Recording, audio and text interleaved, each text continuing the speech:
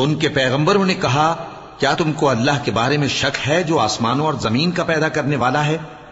وہ تمہیں اس لیے بلاتا ہے کہ تمہارے گناہ بخشے اور ایک مدت مقرر تک تم کو مہلت دے۔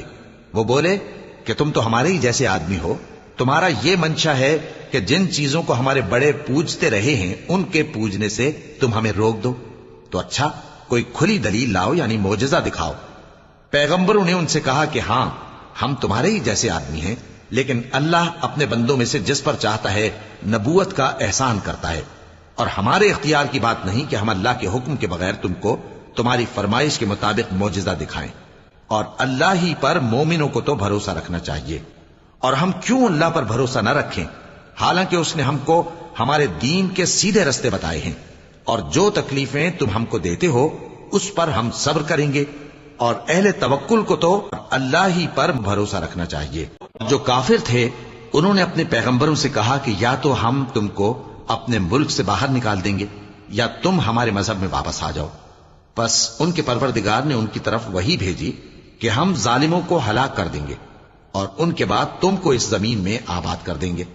یہ اس شخص کے لیے ہے جو قیامت کے روز میرے سامنے کھڑے ہونے سے ڈرے اور میرے عذاب سے خوف کرے۔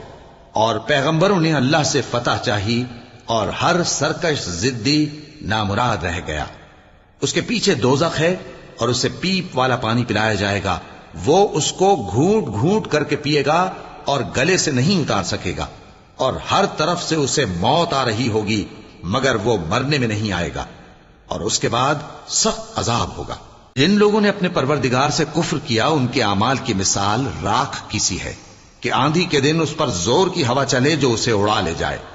اسی طرح جو کام وہ کرتے رہے ان پر ان کو کچھ قابو نہ ہوگا۔ یہی تو پرلے سرے کی گمراہی ہے۔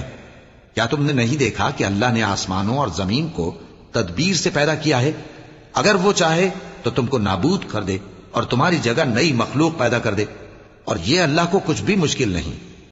اگر ہم اپنے معبودوں کے بارے میں ثابت قدم نہ رہتے تو یہ ضرور ہم کو بہکا دیتا اور ان سے پھیر دیتا، اور یہ عنقریب معلوم کر لیں گے جب عذاب دیکھیں گے کہ سیدھے رستے سے کون بھٹکا ہوا ہے۔ اے پیغمبر، کیا تم نے اس شخص کو دیکھا جس نے اپنی خواہش نفس کو اپنا معبود بنا رکھا ہے؟ تو کیا تم اس کے ذمہ دار ہو سکتے ہو؟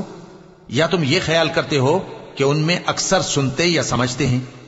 نہیں، یہ تو چوپایوں کی طرح کے ہیں، بلکہ ان سے بھی گئے گزرے۔ بھلا تم نے اپنے پروردگار کی قدرت کو نہیں دیکھا کہ وہ سائے کو کس طرح دراز کر کے پھیلا دیتا ہے، اور اگر وہ چاہتا تو اس کو بے حرکت ٹھہرا رکھتا؟ پھر ہم سورج کو اس کا رہنما بنا دیتے ہیں، پھر ہم اس